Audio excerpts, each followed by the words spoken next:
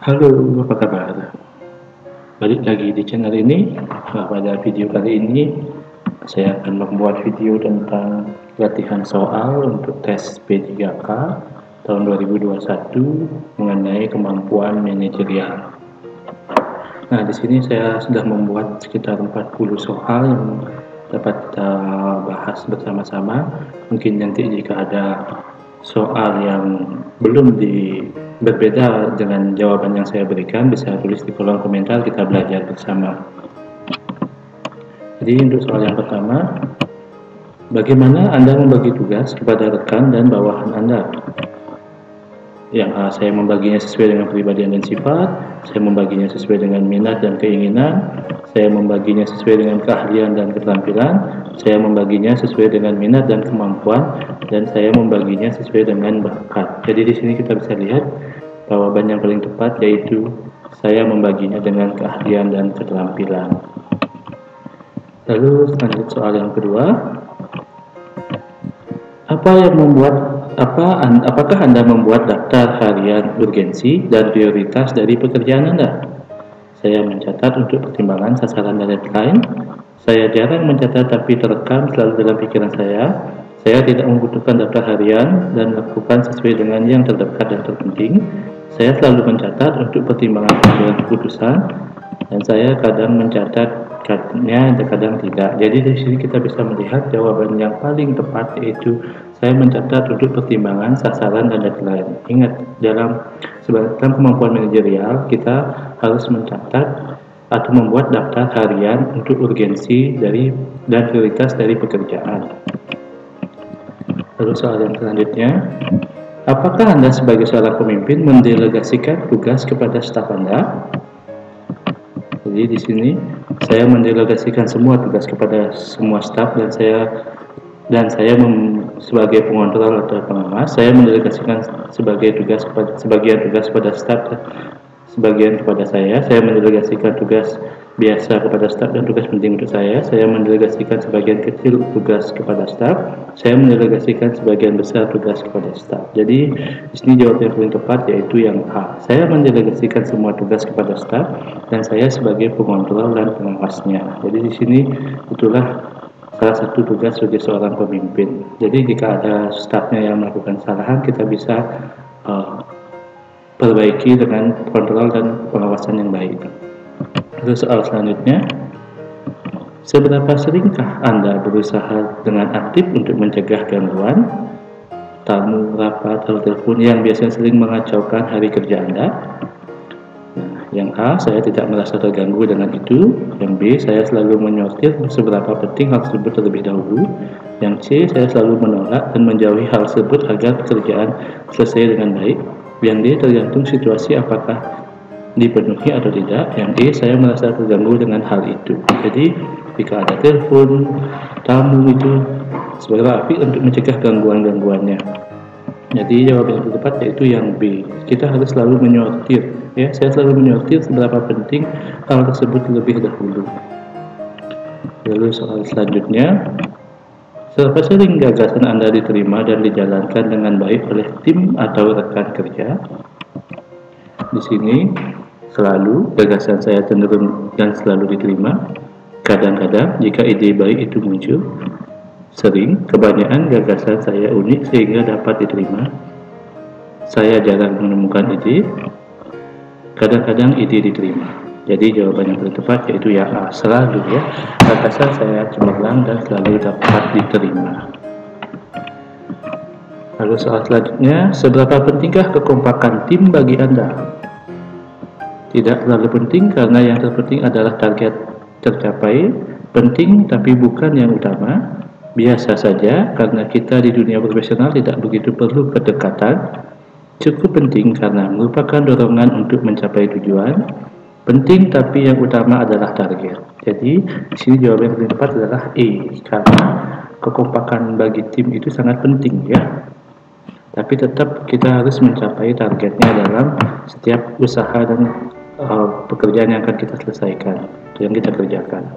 Lalu soal selanjutnya, bagaimana pendapat Anda tentang masalah yang sedang dihadapi tim? Jadi saya menganggap masalah tim adalah masalah saya juga, sehingga saya akan menyelesaikannya. Ketua tim adalah penanggung jawab terbesar masalah tersebut. Orang yang membuat masalah itu adalah penanggung jawab terbesar. Masalah tim adalah masalah bersama yang harus diselesaikan oleh tim, dan masalah tim adalah masalah bersama yang harus diselesaikan oleh ketua tim. Jadi sudah terlihat jawaban yang tepat, yaitu D, ya. Masalah tim adalah masalah bersama yang harus diselesaikan oleh tim, bukan oleh ketua saja, ya. Lalu selanjutnya, bagaimana Anda merespon target pencapaian rekan kerja Anda? Saya mudah melakukan apresiasi positif terhadap rekan kerja. Saya akan memberikan apresiasi positif kepada rekan kerja yang memang progresnya luar biasa. Saya akan memberikan apresiasi sekedarnya. Jika baik, saya katakan baik, dan jika tidak, saya katakan tidak. Saya jarang memberikan apresiasi kepada rekan kecuali memang luar biasa. Saya akan memberikan apresiasi kepada rekan kerja. Jadi di sini kita bisa lihat jawaban yang paling tepat, yaitu A. Saya mudah melakukan apresiasi positif terhadap rekan kerja. Jadi kita harus mengapresiasi secara positif pencapaian-pencapaian dari rekan kerja kita. Lalu yang selanjutnya, apakah Anda merasa sulit meminta tolong pada seorang teman untuk melakukan sesuatu untuk Anda? Merasa sulit karena tidak ingin memberatkan orang lain atau atas tugas saya. Jika dalam kondisi benar-benar mendesak, maka saya akan meminta tolong pada orang lain. Tergantung situasi dan urgensi, terkadang saya minta tolong, terkadang tidak jika tidak dibutuhkan. Jarang meminta tolong karena tugas tersebut sudah menjadi tanggung jawab saya. Selalu meminta tolong meskipun tugas tersebut sudah menjadi tanggung jawab saya. Nah, di sini saya menemukan ada mungkin dua jawaban yang bisa masuk, yaitu yang pertama, saya itu meminta tolong itu jika dalam kondisi benar-benar mendesak, maka saya akan meminta tolong pada orang lain. Mungkin juga bisa jawabannya adalah jarang meminta tolong karena tugas tersebut sudah menjadi tanggung jawab saya. Jadi yang lebih tepat itu yang B, ya.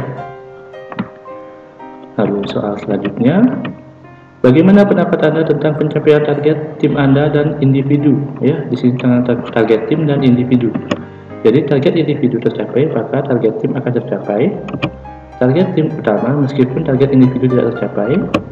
Sebisa mungkin kedua target tercapai meskipun tidak bisa mencapai 100%. Mencapai target tim dulu, lalu selesaikan target individu. Hanya mendahulukan target tim jika waktu cukup, baru mengerjakan target individu. Jadi di sini kita bisa melihat sebenarnya target tim dan target individu harus seimbang, ya. Jadi jawaban yang tepat itu di mencapai target tim dahulu lalu menyelesaikan target individu, ya. Jadi keduanya harus selesai, kalau bisa 100% semuanya. Terus soal selanjutnya, apakah Anda bersikeras agar orang lain melakukan pembagian tugas secara adil? Tergantung hal tersebut dapat dilalui atau tidak. Jelas, karena keadilan adalah utama dan mutlak.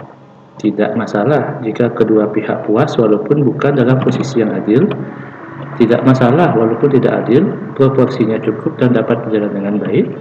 Jelas, karena keadilan adalah yang utama. Jadi apakah Anda bersikeras agar orang lain melakukan pembagian tugas secara adil? Jadi jawaban yang tepat adalah jelas, ya, karena keadilan adalah utama dan mutlak, ya. Jadi soal selanjutnya, apa yang Anda lakukan dalam sebuah diskusi dengan sekelompok kecil teman-teman Anda sekantor? Saya selalu aktif berpendapat dan mengarahkan teman-teman untuk aktif juga. Jika perlu bicara, maka saya ungkapkan. Jika tidak, maka saya cukup mendengar. Saya menjadi pengamat sejenak, kemudian aktif berpendapat. Saya lebih banyak diam dan berbicara sekedarnya. Saya aktif berpendapat dan mengarahkan teman-teman untuk mengikuti pendapat saya. Jadi di sini jawaban yang paling tepat pasti adalah A, ya, karena dalam diskusi kita harus selalu aktif berpendapat dan mengarahkan teman-teman kita juga untuk ikut aktif. Untuk soal selanjutnya, apakah Anda menunjukkan inisiatif dan berusaha untuk mencapai prestasi kerja? Saya selalu menunjukkan inisiatif dalam bekerja. Terkadang jika saya terpikirkan ide, maka saya akan berinisiatif melakukan sesuatu. Tergantung keadaan dan kondisi saya. Saya tidak pernah berinisiatif, tetapi selalu mengerjakan tugas dengan baik. Saya terkadang inisiatif jika diperlukan. Jadi dalam menunjukkan inisiatif, tentu jawaban yang paling tepat adalah A ya. Saya selalu menunjukkan inisiatif dalam bekerja. Soal selanjutnya, untuk mencapai tujuan kelompok, yang telah ditetapkan, saya tidak mempermasalahkan apakah orang lain mau bekerja dengan baik atau tidak, mendorong orang lain untuk bekerja dengan baik jika situasi memungkinkan, mendorong orang lain bekerja dengan baik jika diperlukan, menstimulasi orang lain untuk mau bekerja dengan baik, mengajak orang lain bersama-sama untuk bekerja dengan baik. Jadi di sini kita untuk mencapai tujuan kelompok yang telah ditetapkan, maka yang harus saya lakukan adalah ya menstimulasi orang lain untuk mau bekerja dengan baik ya. Untuk soal selanjutnya, dengan dana terbatas, Anda diminta oleh atasan untuk mengadakan kegiatan di kantor. Beberapa pendahulu Anda tidak terlalu sukses melaksanakan kegiatan tersebut karena adanya tight budget policy.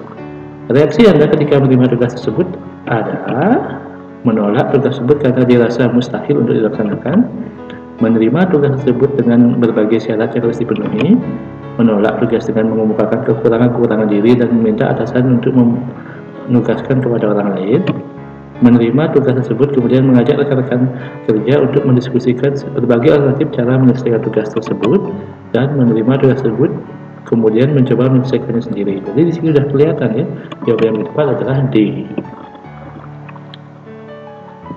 Lalu untuk soal selanjutnya, prosedur kerja yang baik menurut Anda adalah meskipun berbelit-belit selalu mengikuti prosedur yang telah ditetapkan sesuai dengan perintah dan arahan atasan, menerapkan prosedur baru agar tidak ketinggalan zaman, menerapkan prosedur baru yang lebih maju, melakukan inovasi secara berkelanjutan agar prosedur kerja semakin efektif dan efisien. Jadi sini sudah kelihatan jawabannya ya, yaitu E. Di sini saya agak cepat dalam membahas soal ini supaya videonya tidak terlalu lama ya. Jadi saya lanjut ke soal selanjutnya. Saya tergolong orang yang kreatif karena saya mampu menyelesaikan berbagai tugas sulit dalam waktu yang singkat, senang menghasilkan karya-karya intelektual yang bermanfaat, memiliki cara pandang yang unik dan kontroversial, mempunyai ide-ide baru yang belum pernah dilakukan sebelumnya, senang menghasilkan karya-karya baru ya. Di sini saya tergolong orang yang kreatif karena saya senang menghasilkan karya-karya intelektual yang bermanfaat. Jadi jangan sekedar menghasilkan karya, tapi juga harus bermanfaat. Untuk soal selanjutnya, vendor atau pihak ketiga melaporkan bahwa proyek yang sedang dikerjakan tidak mencapai target tepat waktu. Tindakan yang saya lakukan adalah menerima bukti untuk dilaporkan kepada atasan, meminta vendor untuk menyelesaikan pekerjaan tepat waktu, meminta bukti yang lengkap untuk didiskusikan dan mencarikan solusi, meminta bukti yang lengkap untuk dilaporkan pada atasan bahwa vendor kurang baik, meminta alasan kepada vendor mengapa pekerjaan tidak selesai tepat waktu. Jadi di sini ada pihak ketiga yang menyatakan proyeknya tidak dapat capai target tepat waktu. Jadi jawaban yang paling tepat adalah D ya, meminta bukti yang lengkap untuk dilaporkan kepada atasan bahwa vendor kurang baik ya. Lalu untuk soal selanjutnya, Anda adalah karyawan yang memiliki kompetensi di bidang pemasaran dan dipercaya untuk memimpin tim yang kurang produktif. Usia mereka jauh lebih tua daripada Anda. Bagaimana strategi Anda? Memaksa anggota tim untuk mengikuti kehendak Anda, mengevaluasi kinerja tim dan mendorongnya untuk berubah, mengambil alih tanggung jawab tim sebagai tanggung jawab, menggunakan cara baru sesuai kemampuan Anda, mendiskusikan apa hambatan selama ini dan mencari solusi bersama, serta mengevaluasi secara rutin. Jadi jawaban yang paling tepat yaitu adalah E ya.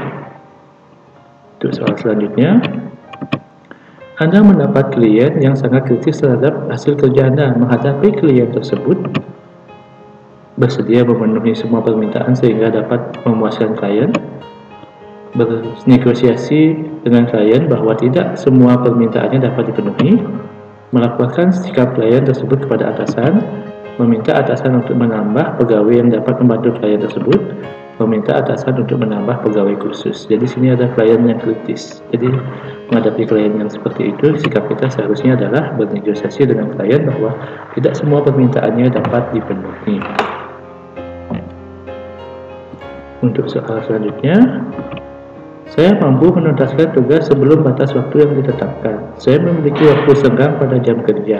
Biasanya waktu tersebut digunakan untuk membaca buku-buku yang dapat mendukung pekerjaan saya, menawarkan bantuan kepada rekan kerja, meneliti kembali hasil pekerjaan saya, bersosialisasi dengan rekan-rekan sekantor, bersosialisasi dengan rekan-rekan dari tim yang berbeda.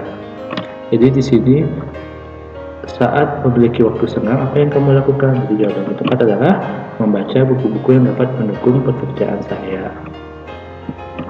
Untuk soal selanjutnya, menentukan sumber dana yang diperlukan, mengalokasikan sumber keuangan yang ada pada segala aktivitas perusahaan atau penyusunan anggaran pengeluaran, dan melakukan pengawasan terhadap penggunaan dan pemanfaatan keuangan merupakan langkah yang ditempuh oleh manajemen personalia, produksi, keuangan, pemasaran, atau administrasi.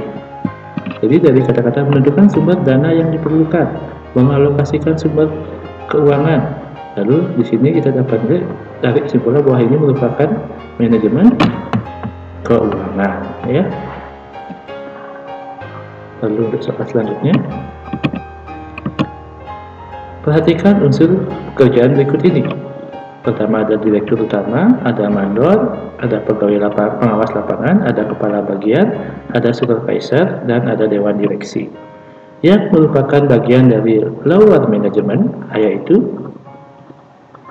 B, D, dan E, A, B, C, B, C, E, B, C, D, atau C, E, F. Di sini kita lihat lower management. Jadi lower management di sini jawaban yang tepat adalah C, yaitu B, E, B, C, dan E, yaitu B itu mandor, C itu pengawas lapangan, dan E itu dewan direksi. Lalu untuk soal selanjutnya, keahlian untuk berkomunikasi, bekerja sama, dan memotivasi orang lain disebut communication, konseptual, teknis, simpati, atau interpersonal. Jadi di sini keahlian untuk berkomunikasi, bekerja sama, dan memotivasi orang lain itu adalah kemampuan interpersonal. Lalu untuk soal selanjutnya, tingkat manajemen yang bertugas memimpin dan mengawasi tenaga-tenaga operasional adalah organizing, top management, lower management, middle management, atau personalia. Ya, di sini tingkat manajemen yang bertugas memimpin dan mengawasi. Berarti yang tepat adalah lower management. Terus soal selanjutnya, planning, organizing, motivating, controlling, evaluating merupakan fungsi manajemen menurut Sondang P. Siagian, Henry Fayol, Gulick, Harlow Kohns, George L. Cherry. Jadi ini planning, organizing, motivasi, controlling, evaluasi merupakan fungsi manajemen menurut Sondang P. Siagian. Lalu soal selanjutnya, dapat menjalani hubungan baik antar anggota organisasi. Struktur anggota dapat mengetahui tugasnya, kewajiban dan tanggung jawabnya. Spesialisasi dalam melakukan tugasnya merupakan manfaat. Coordinating, planning, organizing, actuating, atau controlling. Jadi dapat menjalin hubungan baik pertama. Lalu struktur anggota dapat mengetahui tugas, kewajiban, dan tanggung jawabnya. Jadi itu merupakan manfaat dari organizing. Terus selanjutnya, jabatan direktur utama dalam perusahaan termasuk dalam tingkatan semua level manajemen, dewan komisaris, manajemen menengah, manajemen puncak, atau manajemen tingkat bawah. Di sini direktur utama. Jadi itu merupakan tingkatan manajemen puncak. Lalu soal selanjutnya, Pak Budianto adalah seorang manajer personalia di suatu perusahaan swasta di Jakarta. Ia merencanakan penerimaan pegawai baru. Untuk itu, ia melakukan berbagai aktivitas mulai dari menentukan panitia, menetapkan tugas dan tanggung jawab masing-masing individu, serta pendelegasian wewenang kepada bawahan. Kegiatan berbagai aktivitas yang dilakukan tersebut sesuai dengan fungsi manajemen, yaitu actuating, forecasting, planning, controlling, atau organizing. Di sini seorang manajer personalia, ya, dia merencanakan menerima karyawan baru, jadi itu merupakan aktivitas organizing. Lalu untuk soal selanjutnya, istilah manajemen berasal dari manage, yang berasal dari bahasa yaitu Italia managio, Latin managio, English management, Italia managgiare, atau Sanskerta managio. Jadi di sini istilah manajemen berasal dari manage, yang artinya yang berasal dari bahasa Italia yaitu managio. Lalu untuk soal selanjutnya, apa yang dimaksud dengan manajemen? Ilmu perencanaan, pengaturan, dan pelaksanaan hubungan antara manusia dengan organisasi, ilmu dan seni tentang penggunaan sumber daya yang terbatas untuk pemenuhan kebutuhan manusia yang tidak terbatas, ilmu untuk mendapatkan hasil kerja yang maksimal dalam rangka pemenuhan kebutuhan organisasi untuk mencapai tujuan, misi, dan visi perusahaan, ilmu dan seni dalam memimpin orang atau SDM, ilmu dan seni tentang upaya memanfaatkan semua sumber daya yang dimiliki untuk mencapai tujuannya secara efektif dan efisien. Jadi di sini yang dimaksud dengan manajemen itu ialah ilmu dan seni tentang upaya untuk memanfaatkan semua sumber daya yang dimiliki untuk mencapai tujuan secara efektif dan efisien. Lalu untuk soal selanjutnya, salah satu tugas dari manajemen puncak adalah, di sini tadi sudah ada di soal sebelumnya mengenai siapa itu manajemen yang berada di manajemen puncak. Bertanggung jawab pada luar manajemen, menetapkan kebijakan operasional, melakukan semua pekerjaan tingkat operasional, mengawasi pada pekerjaan, atau bertanggung jawab pada middle management. Jadi di sini tugas dari manajemen puncak adalah menetapkan kebijakan operasional. Lalu untuk soal selanjutnya, keterampilan yang harus dimiliki oleh seorang manajer adalah perencanaan, organisasi, dan evaluasi, formal, informal, dan teknis, konseptual, formal, dan teknis, formal, teknis, dan manajerial, konseptual, kemanusiaan, dan teknis. Jadi keterampilan yang harus dimiliki oleh seorang manajer adalah konseptual, kemanusiaan, dan teknis. Jadi untuk soal selanjutnya, kemampuan manajerial, yaitu Ibu SD mempunyai kemampuan dalam merencanakan bentuk kemasan tiap produk. Hal tersebut mengakibatkan tampilan produk yang dihasilkan sangat menarik, sehingga meningkatkan omset penjualan. Berdasarkan uraian tersebut, Ibu SD adalah orang yang tepat dalam melakukan kegiatan manajemen di bidang perkantoran, operasional produksi, personalia, keuangan, atau pemasaran. Di sini Bu Esti berhasil membuat kemasan yang menarik sehingga meningkatkan omset penjualan. Jadi itu kegiatan manajemen di bidang operasional atau produksi, karena dia mampu menghasilkan kemasan, ya.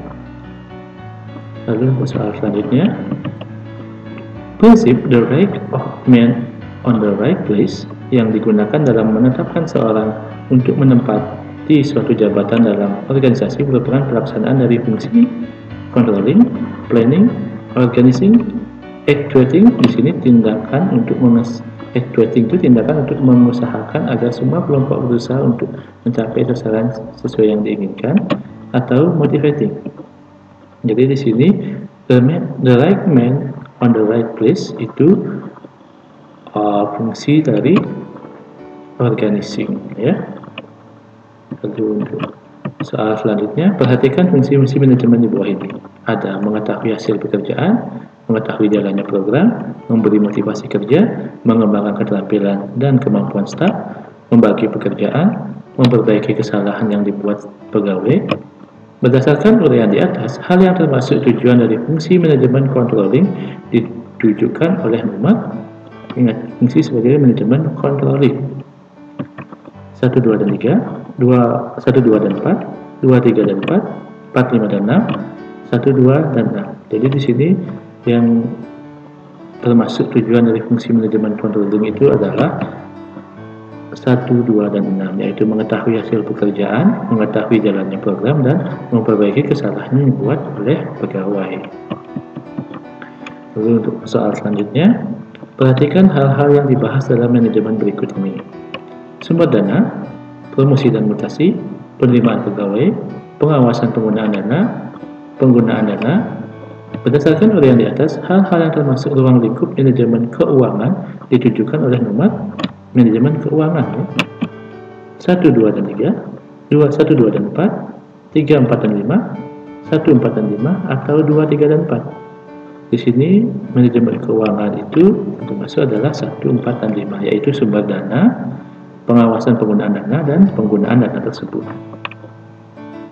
Lalu untuk soal selanjutnya, salah satu kemampuan yang harus dimiliki oleh manajemen tingkat menengah yaitu kemampuan personalia teknis konseptual di bawah lower management, kemampuan teknis melebihi lower management, teknis melebihi lower management dan top management, dan tidak ada kemampuan manusiawinya, konseptual melebihi lower management, dan menekankan pada keterampilan manusiawi, konseptual melebihi top management. Jadi untuk kemampuan yang harus dimiliki oleh manajemen tingkat menengah yaitu adalah D, konseptual melebihi lower management dan menekankan pada keterampilan manusiawi. Lalu untuk soal selanjutnya, perencanaan, pengorganisasian, pengarahan, dan pengendalian atas pengadaan tenaga kerja, pengembangan, kompensasi, integrasi, pemeliharaan, pemutusan hubungan kerja PHK dengan sumber daya manusia untuk mencapai sasaran perorangan disebut manajemen administrasi, manajemen produk, manajemen keuangan, manajemen pemasaran, atau manajemen personalia. Jadi di sini yang ada kaitannya dengan perencanaan, pengorganisasian, pengarahan, pengendalian atas pengadaan tenaga kerja, pengembangan, kompensasi, integrasi, pemeliharaan, dan pemutusan hubungan kerja atau PHK. Jadi itu termasuk manajemen personalia. Lalu untuk soal selanjutnya, pemimpin yang mengambil keputusan tanpa melihat bawahan disebut adil, otoriter, bebas, demokratis, atau personal. Jadi pemimpin ini mengambil keputusan tanpa melibatkan bawahannya, berarti itu termasuk yang sikap yang otoriter tentunya. Jadi sekian dari saya mengenai pembahasan soal-soal dari soal manajerial. Mungkin nanti saya akan buat video mengenai pembahasan soal-soal teknis dan lain soal-soal lainnya mengenai tes seleksi P3K seperti tes bakat skolastik dan lainnya. Bagi yang belum subscribe, mohon di subscribe dulu. Di sini video yang saya buat agak cepat supaya tidak terlalu lama, panjang juga videonya, biar nanti kalau mau dipelajarin bisa diulang-ulang lagi untuk menonton videonya ya. Sekian video saat ini, terima kasih. Silahkan subscribe bagi yang belum subscribe ya.